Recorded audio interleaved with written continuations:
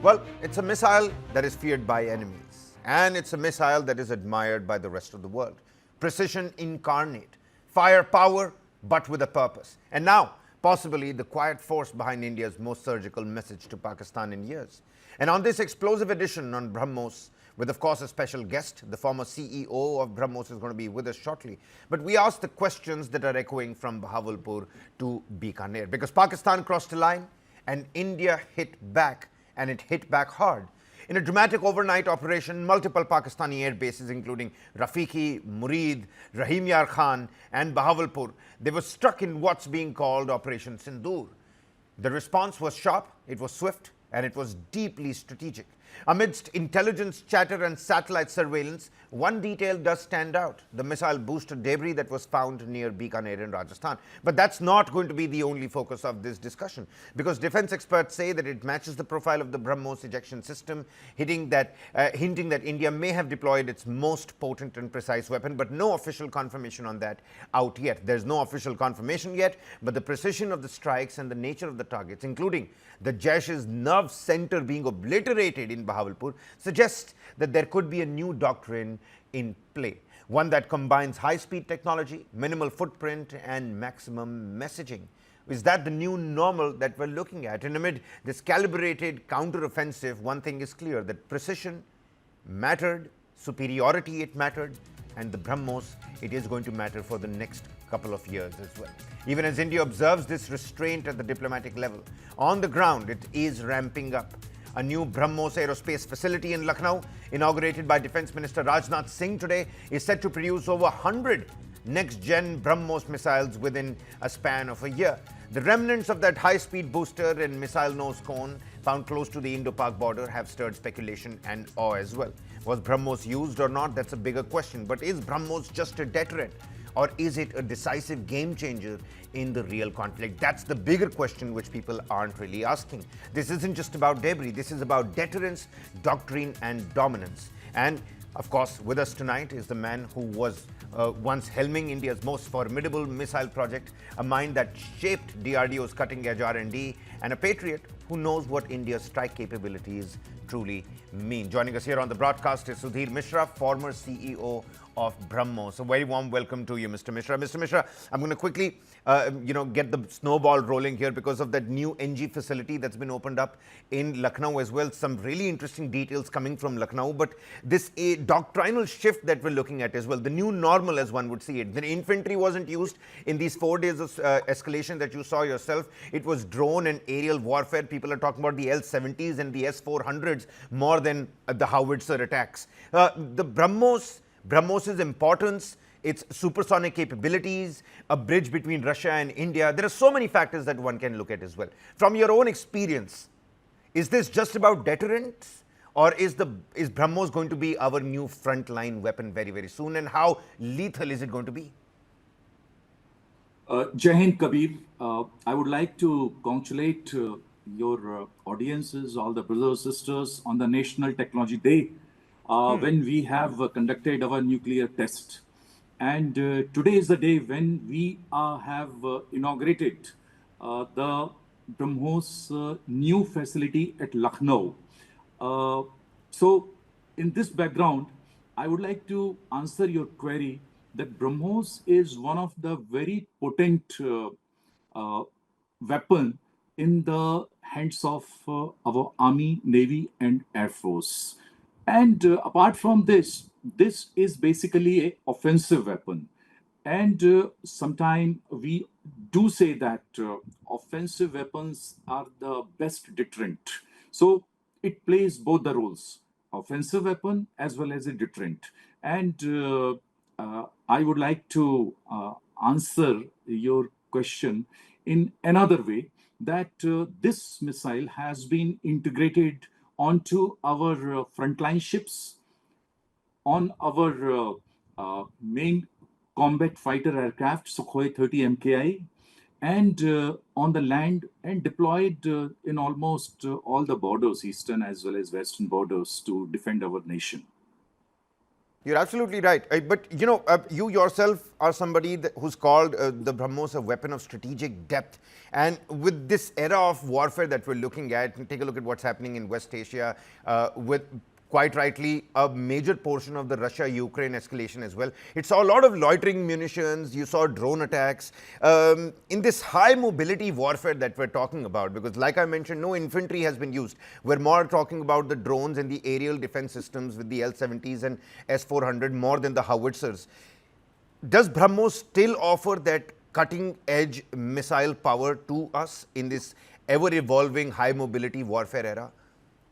You see, loitering munition, including drones, they offer you very short, capability to engage your adversaries.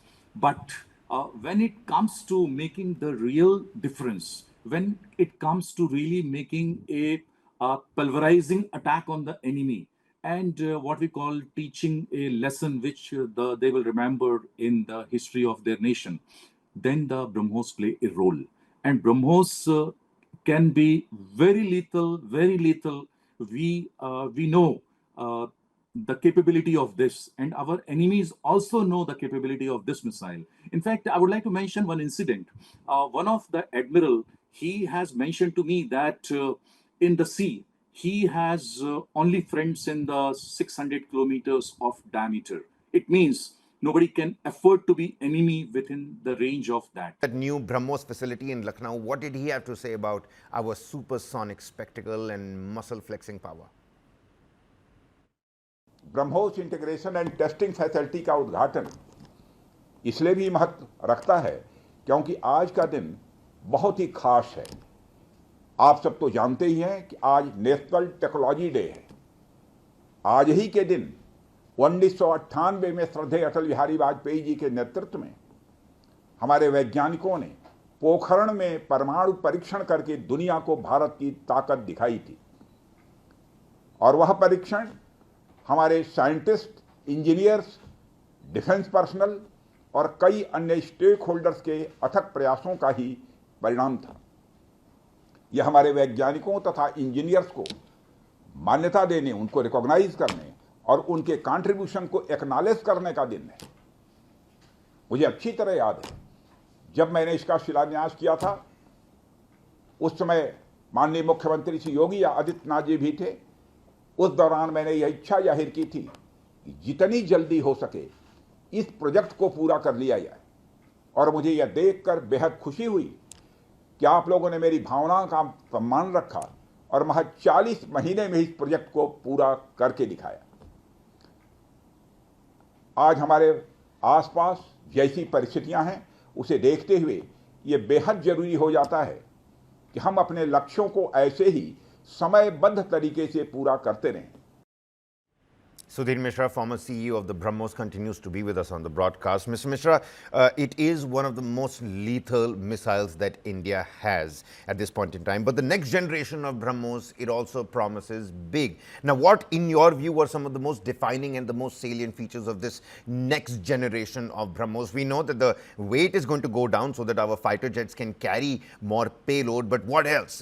What's the exciting developments here? I would like to inform to your all viewers that, in fact, I have coordinated for the new facility at Lucknow in 2021. And Yogi ji has been very, very efficient and cooperative in giving us land in about 2 weeks. And of course, with the support of Raksha Mantri ji, we have taken that initiative at that time. Today, I'm happiest person to see that fruits are now bearing. Coming to the BrahMos NG. BrahMos NG next generation is a missile which is being developed in 2025 to 2030. And this missile is miniaturized. This missile deploys the latest electronics, avionics, and the missile uses the latest available materials also. So there is no performance difference in both the missiles. The other missile was almost 2.8 ton, This missile is going to be around 1.2 ton. Apart from that, like if we take Sukhoi 30, we could integrate only one BrahMos main missile into it. In this, we would be able to integrate 5 missiles. Apart from that, a ship would be able to carry many more. A land system also would be able to carry many more. Apart from this, the cost also would be reduced.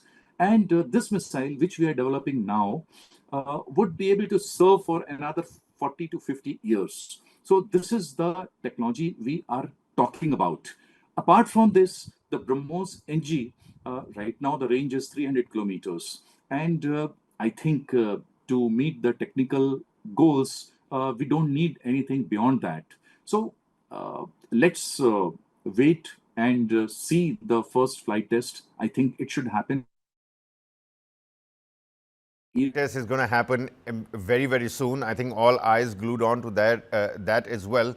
But you know, Mr. Mishra, I must ask you at this precipice, you know, you're somebody who's traveled across DRDO to the BrahMos airspace. You're not just the architect of BrahMos, you're also its custodian, and you've helped shape some, you know, some very defining defense moments in our country as well.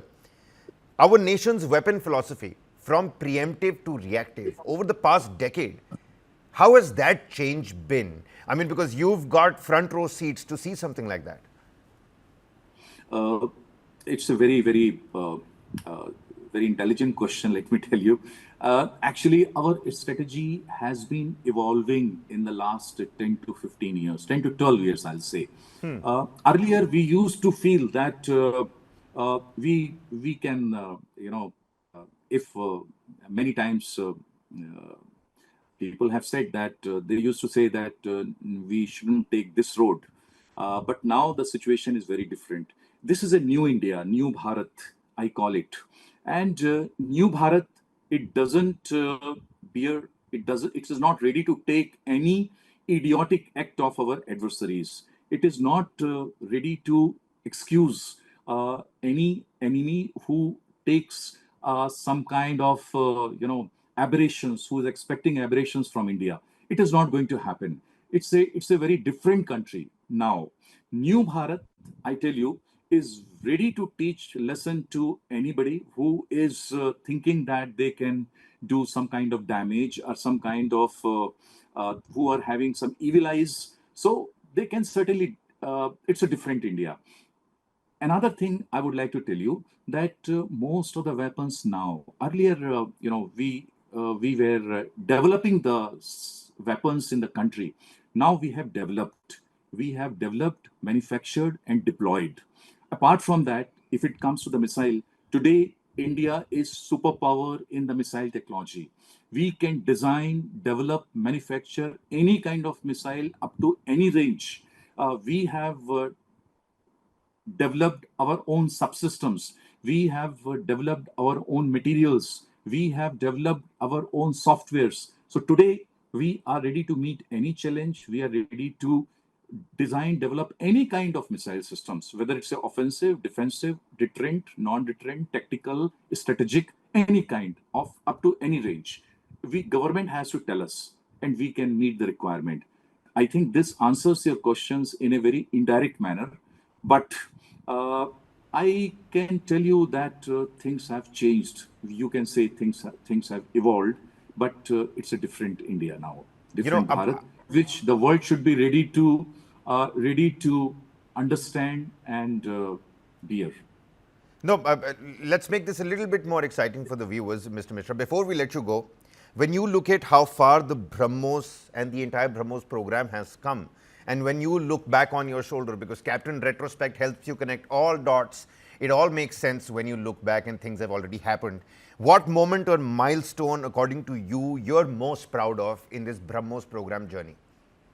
Actually, I'm very proud of the BrahMos when we integrated the BrahMos air version to Sukhoi 30.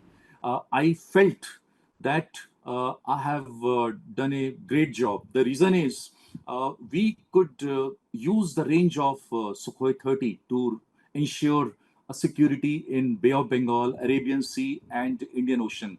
In fact, you see another dimension to it, which many people, forget to see.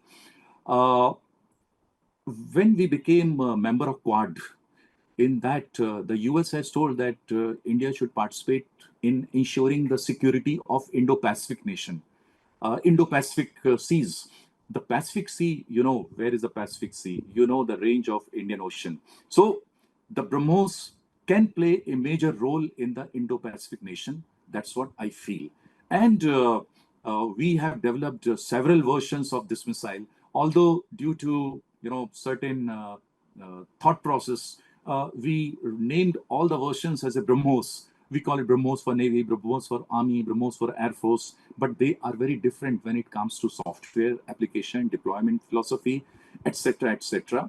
And the another moment was when I could conclude the first biggest export order to Philippines. That was really pinnacle of my personal happiness and career. How big was that order, Mr. Mishra?